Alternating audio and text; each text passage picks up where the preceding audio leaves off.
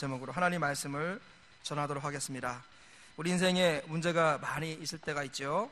그런데 문제가 해결되는 그 시작점이 어디냐? 대화라고 할 수 있습니다. 대화가 일단 시작되면은, 대화가 잘 되면은 모든 문제는 해결의 가능성이 있습니다. 그 대화의 기본이 뭐냐? 경청이라고 하죠. 경청. 사람이 말할 때, 상대방이 말할 때 그 말을 잘 들어주면은 대화가 되기 시작하고 문제가 해결되기 시작합니다. 경청에는 두 가지 경청이 있다고 합니다. 선택적 경청과 공감적 경청.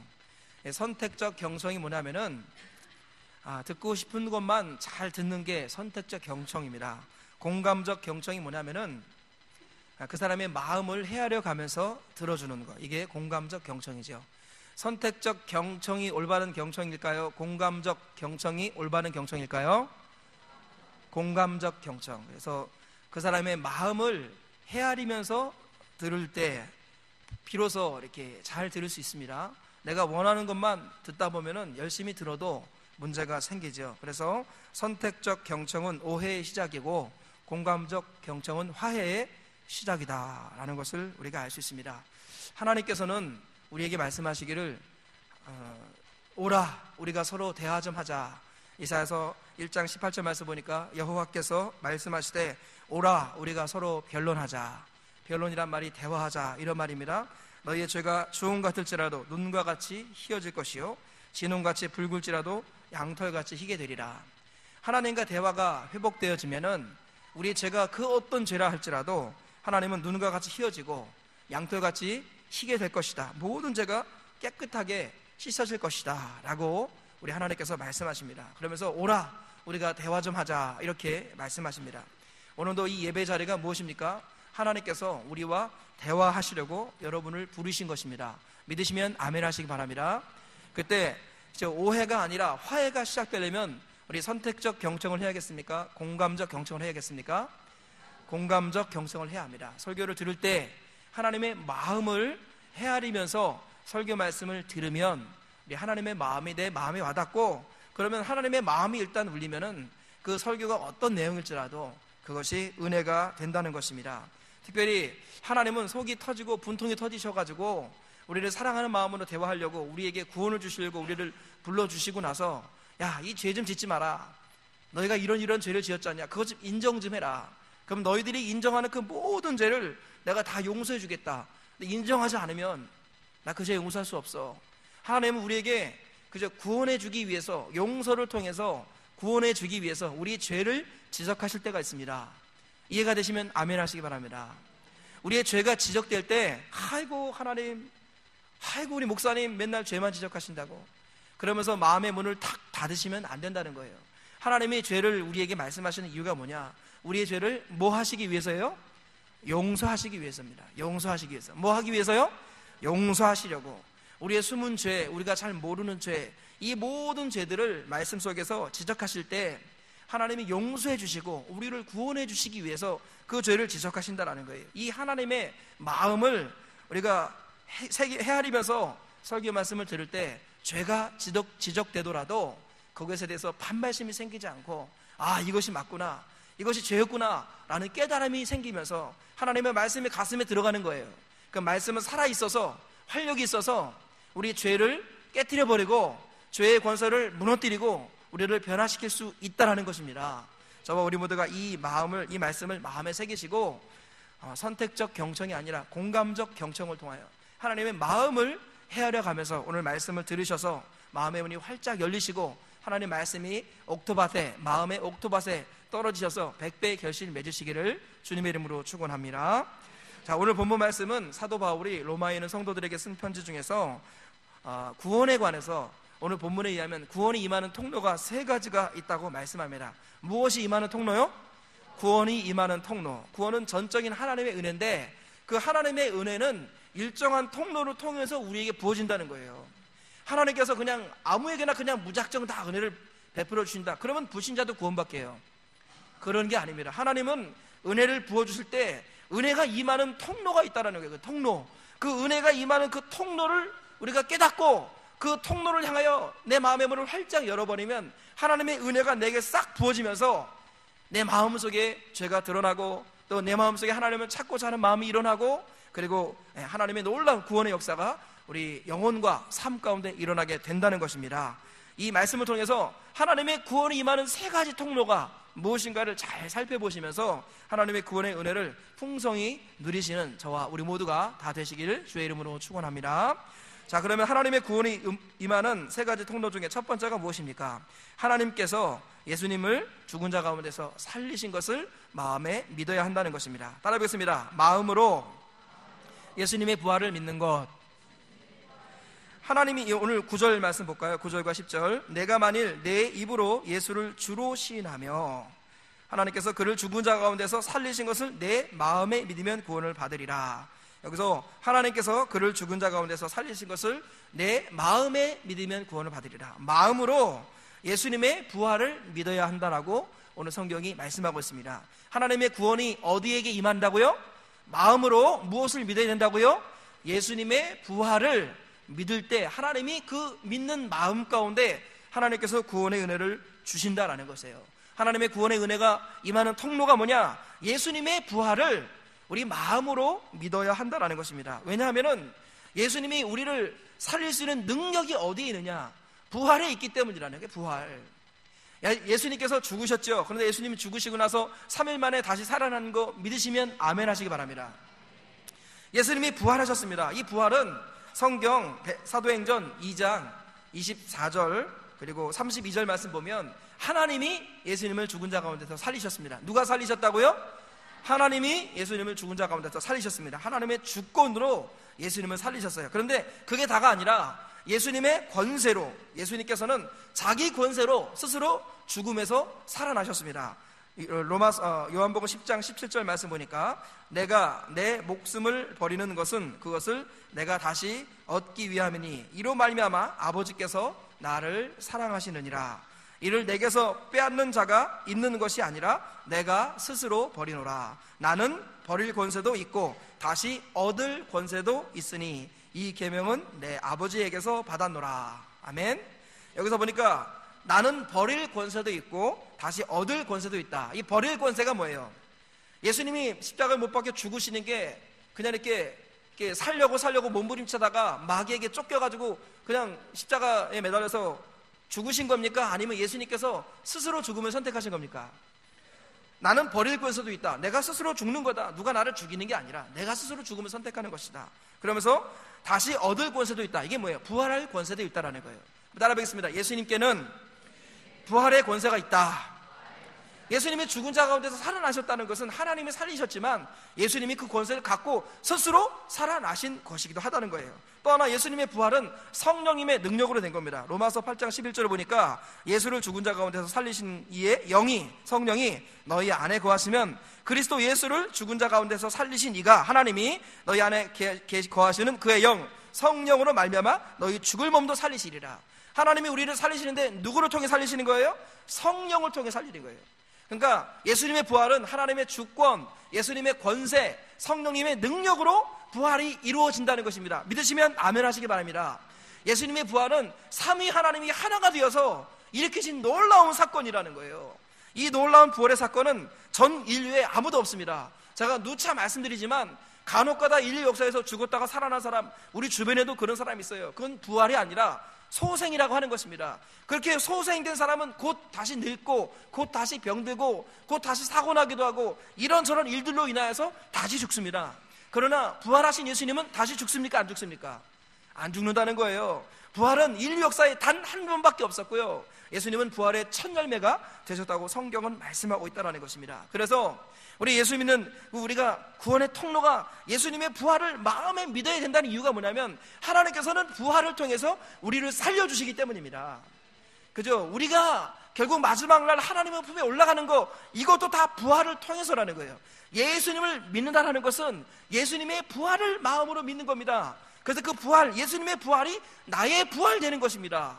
그래서 우리가 구원을 받는 것이죠. 그러므로 부활신앙 이것이 무너지면 믿음도 무너집니다. 우리 디모데후서 2장 8절과 18절 말씀에 이런 말씀이 있죠. 내가 전한 복음대로 다윗의 씨로 죽은 자 가운데서 다시 살아나신 예수 그리스도를 기억하라. 죽은 자 가운데서 다시 살아나신 예수 그리스도를 기억하라. 진리에 관하여는 그들이 그릇되었도다. 부활이 이미 지나갔다 하므로 어떤 사람들의 믿음을 무너뜨리느니라. 부활이 지나갔다, 부활이 없다, 이렇게 말하는 것은 무엇을 무너뜨린다는 거예요? 믿음을 무너뜨리는 겁니다. 여러분, 마지막 때에 또 고통이 오고 박해가 올 때가 있습니다. 분명히 박해가 시작돼요. 지금 저기 아일랜드라는 영국 근처에 있는 땅, 그 아일랜드는 전 국민이 투표를 해가지고요, 지난 5월 25일 날 이게 보도가 됐어요. 조선일보에도 보도되고, 전 국민이 투표해가지고 국민투표했어요. 국민투표에서 뭘 결정했는지 아세요? 전 국민이 국민투표해가지고 동성애는 합법이다 라고 통과를 시켰어요. 전 세계 최초입니다. 역사 이래 최초로 나라 전체가 국민투표를 해가지고 동성애는 옳다라고 결정을 내렸어요. 그 아일랜드가 전체 국민의 80%가 카톨릭 신자들이에요. 그런데 그 카톨릭 신자가, 분명히 카톨릭은 문제가 많습니다. 카톨릭 신자가 80%인데 전 국민이 국민투표를 했다니까요. 대통령을 뽑은 게 아니라 동성애는 합법이다 라고 국민투표를 결정했어요. 62%가 통과했겠습니다. 30몇 %가 반대하고. 그래서 전 국민이 이제 법적으로 다 동성애를 할 수 있어요. 쉽게 말하면 어린이들도 동성애를 할 수 있고, 하여간 입에 담을 수 없는 일들이 이제 일어나는 것입니다. 소돔과 고모라 땅에 보면은 천사가, 그죠, 두 천사가 소돔과 고모라를 하나님께서 보내셔가지고 이렇게 둘러보러 오시지요. 그런데 롯의 집에 들어갔습니다. 그때 모든 동네에서 물론 노소하고, 따라하겠습니다. 물론 노소하고 모든 사람들이 와가지고 그 사람 내놔라, 우리가 그들과 상관하겠다, 동성애하겠다. 노소가 뭐예요? 노인부터 어린이들까지입니다. 소돔과 고모라가 왜 멸망했는지 아세요? 노인부터 어린이들까지 전 국민이 다 뭘 했다라는 거예요? 동성애를 한 겁니다. 그래서 이 소돔과 고모라가 멸망받은 거예요. 지금 전 세계가 그 동성애, 여러분 조금만 눈을 열면은 전부 다 느낄 수 있어요. 동성애 광풍이 일면서 하나님의 심판이 째깍 다가오고 있다니까요. 지금 정말 우리가 깨어 있어야 됩니다. 정말 이때. 그래서 나중에 이제 동성애를 반대하는 사람은 감옥에 갑니다. 이제 법적으로 캐나다에서는 동성애를 반대하면은 즉시로 감옥에 갑니다. 즉시로. 캐나다에서는 학교에서 중학생들에게 동성애를 가르쳐요. 동성애를 가르친다니까요. 미국도 그리로 가고 있습니다. 우리나라도 들어오고 있어가지고요, 어느 시장이 지금 동성애 국가가 돼야 되는데 이 나라가 기독교인이 반대해가지고 지금 안 되고 있다, 미루어지고 있다, 이렇게 인터뷰를 막 하고 있는 이런 기사들이 막 올라오고 있습니다. 조금만 눈을 열어보세요. 지금 동성애 광풍이 불면서 전 세계가 지금 교황부터 해가지고 지금 다 이제 나중에는 세계가 단일 종교가 되어버리려고 합니다. 단일 종교. 근데 예를 들어서 미국이 대통령이 나오겠습니까? 전 세계 대통령이? 그럴 수 없어요. 그럴 수 없어요. 종교계에서 대통령이 나옵니다. 그게 누구냐? 보십시오. 거의 이제 카톨릭 교황이 될 가능성이 큽니다. 그러면 그 사람이 생전에 지금 현재 프란시스 교황이 한 말이 무엇인지 아십니까? 예수님의 재림을 믿고 성경을 그대로 믿는 사람들은 과격분자다. 그들은 반드시 처벌 대상이 되어야 한다라고 교황이 인터뷰한 글들이 여러 차례 지금 인터넷에 떠 있습니다. 교황 인터뷰하기를 성경을 그대로 믿고 예수님의 재림을 믿는 사람들은 박해의 대상이라고 기록해놨어요. 언젠가는 이 모든 것들이 현실이 됩니다. 그래가지고 예수님 믿는다는 이유로 우리가 박해를 받고 감옥에 들어가고, 심지어 더 나중에는 이제 그런 사람이 만약에 딱 갈라지는 거예요. 딱 갈라져가지고 완전히 예수님 믿기로 목숨 건 사람, 이 사람들만 신앙을 지키는 겁니다. 근데 우리가 목숨을 걸고 신앙을 지키는 그 사람은 살아남는데, 그 목숨을 거는 신앙이 어디서 오냐 이거죠. 부활이 없으면 믿음이 무너지는 것입니다. 우리가 목숨을 바칠 수 있는 근거가 뭐냐 이거죠. 예수님이 죽으셨어요. 십자가에만 우리가 포인트를 맞추면 우리 죽을 때 끝장입니다. 그러나 부활이 있기 때문에 우리가 죽어도 사는 것입니다. 믿으시면 아멘 하시기 바랍니다. 우리 신앙의 모든 포인트는 부활이라는 것입니다. 부활. 사도행전의 역사는 부활의 증인들의 역사인 거예요. 부활의 증인. 그죠? 우리의 모든 신앙의 초점은 부활입니다. 뭐라고요? 부활. 예수님의 부활, 이 부분에 대해서 여러분 묵상하고 또 생각을 해야 돼요.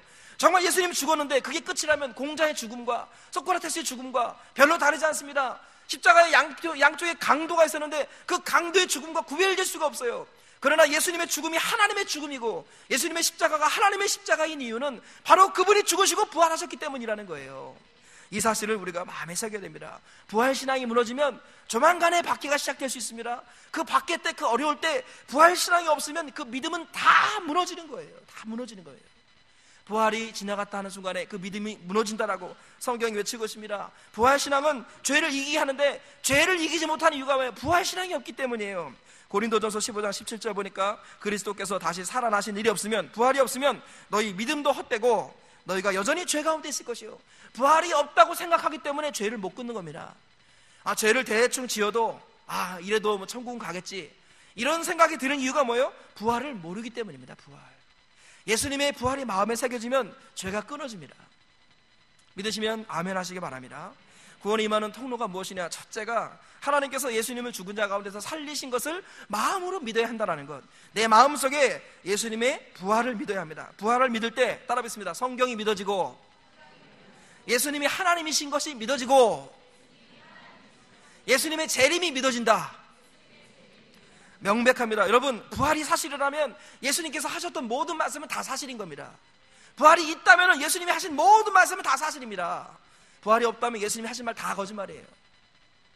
부활이 있다면, 부활을 믿는다면 성경을 하나님의 말씀으로 믿고 예수님이 하나님이라는 걸 믿습니다. 부활이 있다면 그러므로 예수님의 재림도 믿고, 그러므로 우리가 재림신앙으로 깨어있게 되는 것입니다. 저와 우리 모두가 부활, 예수님이 죽은 자 가운데서 살아나셨다는 것을 마음으로 믿는 이 부활에 대해서 하루 종일 묵상하시고 평생 묵상하시고 부활의 예수님을 마음속에 믿으시길 주님의 이름으로 축원합니다. 두 번째로 우리 구원에 임하는 통로가 무엇이냐? 입으로 예수님을 주인으로 시인해야 한다는 것입니다. 우리 성경 말씀 보니까 9절 10절 다시 보세요. 내가 만일 내 입으로 예수를 주로 시인하면, 따라해보겠습니다. 내가 만일 내 입으로 예수를 주로 시인하면 구원을 받으리라. 그래서 조건은 뭐예요? 입으로 예수님을 주인하고 시인하기 전에 조건은 마음으로 예수님의 부활을 믿어야 한다는 거예요. 그리고 입으로는 뭐예요? 예수님을 주인으로 시인하라. 다시 말하면 따라하겠습니다. 예수님이 나의 주인이십니다. 이런 신앙 고백이 있어야만이 구원을 받는다라는 거예요. 뭐가 있어야 구원을 받는다고요? 신앙 고백. 뭐라고요? 신앙 고백. 매우 중요한 겁니다. 신앙 고백이 있어야 돼요. 그냥 이렇게 사람들에게 떠밀려가지고 그냥 교회 나오고 예수님 믿는다고 하니까 좋고 예배드리고 그리고 뭐 사람들이 좀 착하고 막 이러니까 그냥 교회 이렇게 휩쓸려서 다니고 그러면 안 되는 거예요. 여러분, 하나님과 1대1로 딱 대면해가지고 맞습니다. 예수님이 나의 죄를 용서해 주기 위해서 십자가에 못 박혀 죽으셨고 그리고 다시 살아나셨군요. 저는 예수님의 죽음과 예수님의 부활을 내 마음으로 믿습니다. 그 예수님은 나의 주인이시고 나의 하나님이십니다. 이런 고백을 할 수 있어야 된다는 것입니다. 사도행전 2장 36절 말씀 보니까 그런즉 이스라엘 온 집은 확실히 알지니 너희가 십자가에 못 박은 이 예수를 하나님이 주와 그리스도가 되게 하셨느니라. 여러분들이 죽인 예수 그리스도, 그를 하나님이 주인과 그리스도가 되게 하셨다라는 것이죠. 구원이 뭐라고 그랬습니까? 주인이 바뀌는 것입니다. 주인이 바뀌는 것. 주인이 바뀌어야만, 예수님이 나의 주인이 되어야만 구원이 있는 겁니다. 왜요? 주인이 바뀔 때 비로소 그 사람은 가치가 바뀌는 겁니다. 가치가 바뀔 때 그 사람의 성품이 바뀌는 거예요. 우리 성품 잘 안 바뀝니다. 날 때부터 갖고 있는 성품, 어렸을 때 환경 속에서 이 꺾여지고 변질되어진 이 성품이 자라면서 더 악화되면 악화됐지 잘 안 바뀌는데, 그 성품이 바뀌는 이유가 뭐예요? 가치가 바뀌기 때문에. 땅의 가치가 아니라 하늘의 가치. 가치가 바뀔 때 성품이 바뀌는 겁니다. 성품이 바뀔 때 우리 삶이 바뀌고, 삶이 바뀔 때 습관이 바뀌는 거예요. 습관이 바뀌면 그 인생이 완전히 달라지는 것입니다. 이 모든 것을 바꾸는 근원이 뭐냐? 주인이 바뀔 때 가치가 바뀌는 것입니다. 주인이 바뀌어야만이 참된 구원이 임하는 것입니다. 그리고 이 바뀐 주인을 따라가는 삶이 제자인 것이죠. 그래서 예수님께서 누가복음 9장 23절에 또 무리에게 이르시되 아무든지 나를 따라오려거든. 따라하겠습니다. 무리에게 이르시되 아무든지 나를 따라오려거든. 무리에게 이르시되 아무든지 나를 따라오려거든 자기를 부인하고 자기 십자가를 지고 나를 따를 것이라. 예수님은 12제자에게 나를 따라오느라 이렇게 말씀하셨어요. 12제자에게만 말씀하신 게 아니라 무리에게 이르시되 아무든지 나를 따라오려거든. 모든 성도들도 다 누구를 따라가야 돼요? 예수님을 따라가야 돼요. 여러분, 명심해야 됩니다. 예수님 믿으면 반드시 제자가 되어야 합니다. 뭐가 되어야 된다고요? 제자. 제자는요, 바뀐 주인을 따라가는 사람입니다. 여러분들 예수님 믿고 그 자리에 있으면 안 되는 거예요. 예수님을 정말 마음의 주님으로 믿고 입술로 예수님을 주인이라고 고백했다면 그 주인이 가는 데를 따라가야 되는 겁니다. 그게 진짜 주인인 겁니다. 말로는 주여 주여 하는데 주님이 가신 데를 따라가지 않으면 그 말이 헛된 것입니다. 의미가 없다라는 것이에요. 여러분, 주인이 바뀌지 않은 상태에서 행하신 모든 것이 다 불법입니다. 우리 예수님께서 마태복음 7장 22절 23절에 그날에 많은 사람이 나더러 이르되 주여 주여 우리가 주의 이름으로 선지자 노릇하며 주의 이름으로 귀신을 쫓아내며 주의 이름으로 많은 권능을 행하지 아니하였나이까 하리니 그때 내가 그들에게 밝히 말하되 내가 너희를 도무지 알지 못하니 불법을 행하는 자들아. 무엇을 행하는 자들아? 불법을 행하는 자들아, 내게서 떠나가라. 불법을 행한다고 그랬어요. 유대인들은 율법 때문에 많지만 우리 기독교인들은 불법 때문에 망한다는 거예요. 불법. 무엇이 불법이냐 이거죠. 보니까 주여 주여 한대요. 주여 주여 하면서 주의 이름으로 귀신도 쫓아내요. 주의 이름으로 선지자 노릇합니다. 주의 이름으로 병도 고치고 권능을 막 행합니다. 그런데 주님은 불법이라고 말했어요. 불법이 뭐냐 이거죠. 주인이 바뀌지 않은 상태에서 행하는 모든 것이 다 불법이라는 거예요. 여러분, 주인이 바뀌지 않은 상태에서 기도해보세요. 그거 불법됩니다. 주인이 바뀌지 않은 상태에서 금식해보세요. 그거 불법이라는 거예요. 주인이 바뀌지 않은 상태에서 여러분 헌금해보세요. 그거 불법이라는 겁니다. 여러분, 명심해야 됩니다. 구제와 기도와 금식에 전념했던 바리새인들은 지옥의 땔감이 되었다고. 화 있을진저 바리새인들이여 너희가 어찌 지옥의 판결을 피할 수 있겠느냐. 그들은 열심히 구제하고 열심히 기도하고 열심히 금식했지만 지옥에 갔어요. 왜 그렇습니까? 불법을 행했기 때문에. 그들은 주인이 바뀌지 않았기 때문에 가장 경건해 보이는 구제와 기도와 금식, 이것을 통해 지옥 갔다라는 것입니다. 선지자 노릇하고 지금으로 말하면 목사 또는 뭐 비유적으로 또는 해석해서 교회 중직자, 뭐 누가 됐든지 간에 3대 4대 신앙, 그저 성경을 몇 번 읽고 40 금식을 몇 번 하고 이 모든 것들 다 불법이 될 수 있다는 거예요. 주인이 바뀌지 않으면. 그러므로 가장 이 땅에서 중요한 게 뭐예요? 다른 어떤 것을 행하기 전에 무엇을 먼저 바꿔야 됩니까? 무엇을 먼저 바꿔야 돼요? 찬양대만 대답해 보세요. 무엇을 바꿔야 됩니까? 주인이 바꿔야 돼요. 주인이. 여기 앉아 계신 다 대답해 보세요. 무엇을 제일 먼저 바꿔야 됩니까? 주인이 바꿔야 돼요. 대답하신 분들에게 바뀌는 은혜가 있기를 주의 이름으로 축원합니다. 목사가 물을 때 신실하게 대답해 주시길 부탁드리겠어요. 경청, 공감적 경청, 제 마음을 헤아리시고 설교를 들으셔야 합니다. 그죠? 제가 이렇게 진지하게 얘기할 때 눈을 좀 뜨시고 좀 진지하게 들어주십시오. 그죠? 왜 이렇게 많은 분이 눈을 감으시는지 모르겠어요. 졸려서 감으시는 건 아닌 거 아는데 제가 주의 이름으로 부탁을 드리겠습니다. 눈을 좀 뜨시고 목사의 마음을 좀 헤아려 주십시오. 제가 인간적으로는 이렇게 연세가 많으신 제 아버지뻘 어르신 되는 분들이 계신 데서 제가 이렇게 왜 소리를 지르겠습니까? 그죠? 제가 무례하게 보일 수도 있고 어떤 분은 소리 지른다고 싫어하시는 분이 계시는데 제가 소리를 지르는 이유는 하나님의 마음을, 그죠? 제 입에서 이 마음이 터져 나오는 겁니다. 공감적 경청을 부탁드리겠습니다. 여러분, 주인이 바뀌지 않으면 그 모든 것들은 다 불법이 될 수 있어요. 그래서 우리가 열심히 해놨던 거 있잖아요. 열심히 했던 거, 그 모든 것들이 마지막에 우리를 지옥에서 불태우는 땔감이 될 수 있어요. 여러분, 정말 이게 얼마나 두려운 일입니까?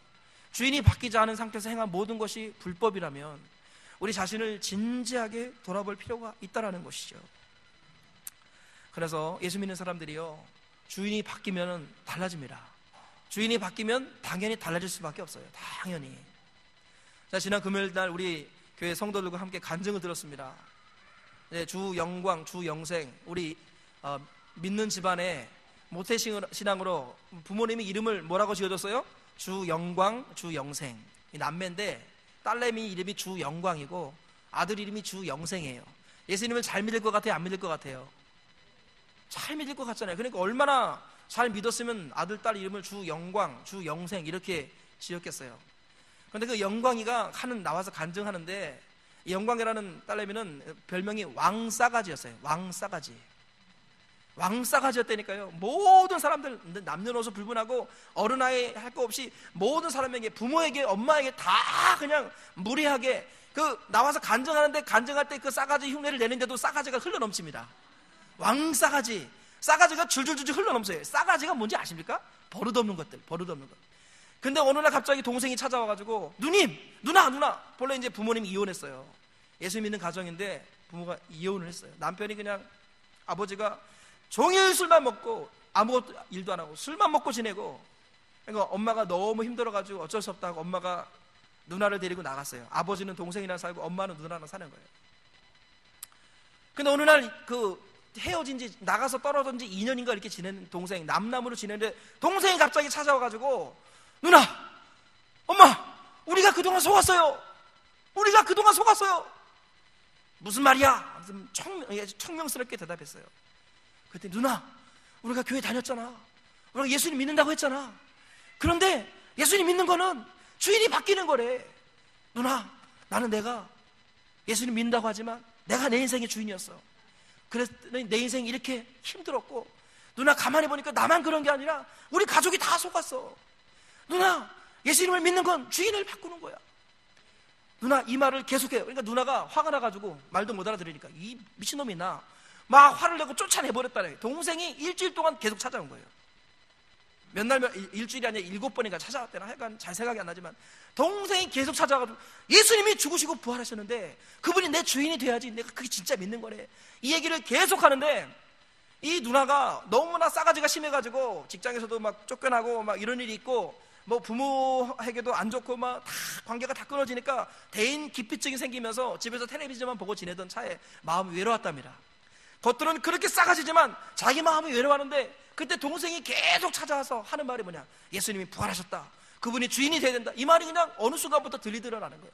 그러더니 갑자기 맞다, 내가 교회를 다니고 예수님을 믿었지만 예수님이 나의 주인은 아니었다, 그 말을 고백을 하는데 누나가 눈물이 뚝뚝뚝 떨어지더라는 거예요. 그러더니 희한하게 동생을 따라서 예수님을 주인으로 모셔드리는 기도를 하더니 이 누나가 바뀌어버렸어요.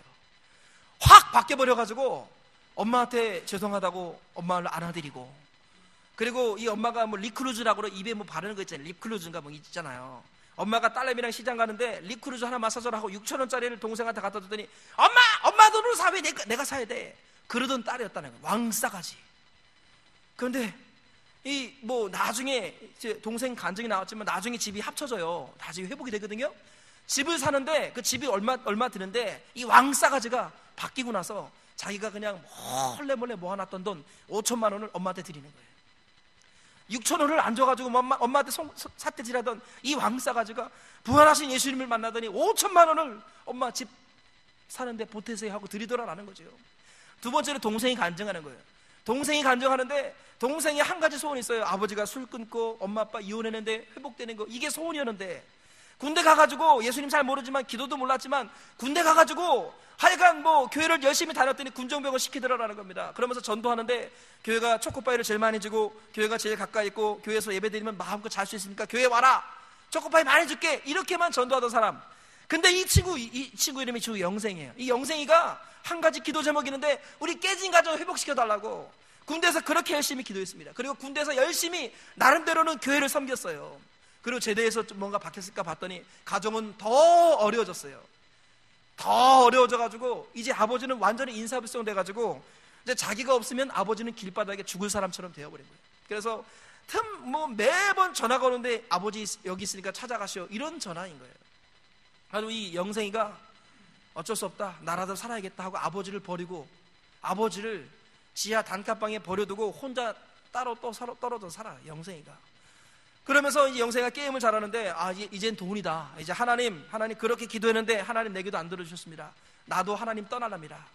영생이가 하나님을 공개적으로 하늘대게 소리 지르고 이제 나도 하나님을 떠나서 이제 내 힘대로 살겠습니다, 하나님을 향하여 외치고 나서 그때부터 교회를 안 나갑니다. 그리고 어떻게 했어요? 그때부터 이제 어렸을 때부터 게임을 잘했어요. 게임을 잘해가지고 게임에서 게임 물품을 주고받는 거 있는데 좀 싸게 어디서 구해가지고 비싸게 팔고 이런 식으로 해가지고 게임 사업을 했는데 한 달에 적게는 500만 원, 많게는 1,000만 원씩을 벌었대요. 자기 목표는 25살에 1억 벌고 30살에 10억 벌고 그다음에 한 35이니까 그때 100억 벌고 나머지는 자유로운 인생, 이걸 목표로 이제 나는 돈을 바라보며 살겠다. 그러고서 열심히 게임 사업을 하고 있었습니다. 그런데 어느 날 어떤 친구가 가서 전도를 하는데 당신은 천국과 지옥이 있는 거 믿습니까? 그러니까 이 영생이가 믿습니다. 나는 죽으면 천국에 2200% 천국 들어갑니다. 그렇게 얘기했대. 자존심 있으니까, 모태신앙이니까. 난 천국 갈 수 있다. 그렇게 얘기하더라는 거예요. 그래서 또 묻더라는 거예요. 그러면 예수님이 하나님이신 것이 무엇으로 증명될 수 있습니까? 이렇게 물었더니 머리가 하얘지면서 예수님이 하나님이라고? 근데 이 영생이에게 있어서 예수님이 하나님이라고 이걸 잘 못 들어본 거예요. 예수님이 하나님이라 잘 모르겠다고. 그때부터 마음에 궁금증이 생기기 시작하는 겁니다. 그리고 이 전도한 친구가 다른 사람을 소개시켜줘가지고 예수님이 하나님이신 이유는 그분이 역사적으로 실존했던 분인데 그분이 역사적으로 죽었다. 그런데 그분이 역사적으로 살아났다. 세계 역사에도 나오고 세계 연감에도 나오고 세계사 교과서에도 나오고 대백과서에도 나오고 성경에도 기록되었는데 예수님은 성경대로 죽으시고 성경대로 살아나신 세계 역사의 유일하신 분이다. 그분이 죽음을 깨뜨리시고 살아나셨기 때문에 그분은 하나님인 거다. 그 얘기를 했더니 이 영생 이게 충격을 받은 거예요. 그러면서 진짜 구원은 무엇이냐? 네가 네 인생의 주인 된 것을 회개하고 예수님을 부활하신 예수님을 그분의 내 마음의 주인으로 모셔드리는 이게 구원이다. 그때 충격을 받은 겁니다. 여러 번 교회를 다녔지만 이 소식을 못 들었던 겁니다. 충격을 받았습니다. 맞다. 예수님은 하나님이구나. 예수님이 죽으시고 부활하셨다면 정말 천국과 지옥이 있구나. 그러면 나는 지옥이구나. 그때부터 영생이가 충격을 받은 겁니다. 그러더니 영생이가 당장 주머니 지갑에서 뭘 꺼낸지 아세요? 당장 주머니에서 담배를 잡아가지고 구겨가지고 휴지통에 버려버렸어요. 그리고 즉시로 술을 끊어버렸습니다. 뭐 게임 사업하는데 수많은 술 파티, 도박 파티가 사무실에서 일어나가지고 술 먹고 담배 피우고 밤낮이 바뀌고 맨날 그렇게 살았는데 예수님이 부활하셨고 그분이 우리 주인 되길 원하신다는 그 말씀을 듣고 예수님을 영접한 거예요. 즉시로 어떻게 해요? 자기도 모르게 담배를 버리고 술을 끊어버리고 그리고요 20년 동안 해오던 게임을 끊어버렸습니다. 이거 게임 해보는 사람 알지만 이거는 사람이 할 수 있는 게 아니에요. 20년 동안 자기 밥줄였던 게임을 끊어버렸어요. 더 놀라운 거는 한 달에서 500에서 1000을 벌던 그 친구가 그 즉시로 부활하신 예수님을 주님을 오시고 나서 한 달에서 500에서 1000을 벌던 그 게임 사업을 접어버렸습니다. 그리고 다른 거 할 게 없었어요. 그렇지만요 그 게임 사업을 접고 나서 즉시로 했던 일이 뭐냐? 집으로 달려가서 누나, 엄마 일로 와봐 해가지고 누나하고 엄마를 앉혀놓고 그 부활복음을 전한 거예요. 부활복음. 그래서 누나가 예수님을 영접해가지고 누나랑 둘이서 가정예배를 드리기 시작했어요. 둘이 가정예배를 드리면서 너무 많이 변화되니까 자기를 버리고 떠났던 엄마가, 근데 엄마는 어렸을 때 아이들의 기억 속에 엄마는 아버지 때문에 매일 새벽 기도하고 집에서 혼자 훌쩍훌쩍거리며 우시던 분이라는 거예요. 근데 그 엄마가 지금 남편 아버지를 버리고 떠나버렸거든요. 그 엄마가 이 딸내미가 조금씩 바뀌는 거예요. 딸내미가 왕싸가지였는데 이제 모두 막 사주고 막 이렇게 바뀌고 이 아들이 갔다 어디서 이렇게 2년 동안 따로 지내다가 와서 아들이 놀랍게 변화된 모습, 그리고 막 뭐 예배 드린다고 하니까 이 엄마가 바뀌기 시작하는 거예요. 그러더니 어머니가 이 아들 영생이가 엄마에게 다시 복음을 전합니다. 예수님은 죽으시고 부활하셨어요. 그 예수님을 주인으로 모셔야만이 구원을 받습니다. 그랬더니 엄마가요 이 아이들의 삶을 보면서 그 말씀을 계속 곱씹더니 눈물을 뚝뚝뚝 떨어뜨리면서 네 말이 맞다. 나는 그동안 몇십 년 동안 예수님을 믿었지만 예수님이 나의 주인은 아니었어. 내가 내 인생의 주인이 되어서, 내가 내 인생의 주인이 되어서 내 인생이 이렇게 힘들어졌어. 내가 내 인생의 주인이 되었더니 내 인생이 이렇게 꼬여버리고 말았어.